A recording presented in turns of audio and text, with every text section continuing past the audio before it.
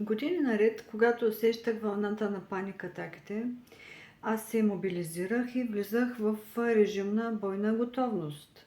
Чувствах се като някой, който затиска вратата с всички сили, за да не влезе от другата страна чудовището, което той чуваше само ръмженето, миризмата, трополението, звуците. Аз с все сили затисках вратата, за да не влезе чудовището и да ме унищожи.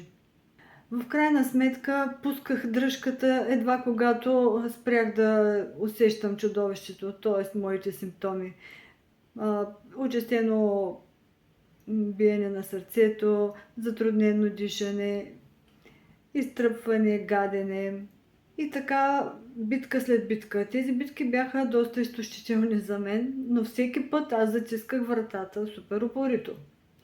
Докато в един момент реших, че има друг начин да се боря с това.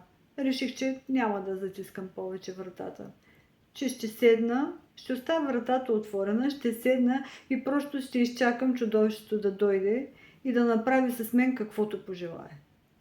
И знаете ли какво се случи? Чудовището не дойде. Там нямаше никакво чудовище.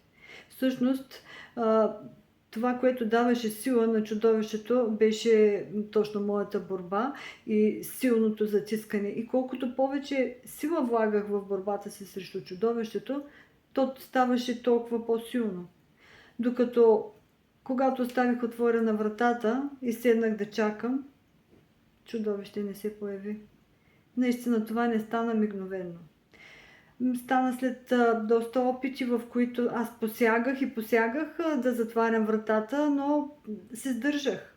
Наистина беше трудно, но постепенно стана. И аз видях, че чудовище няма.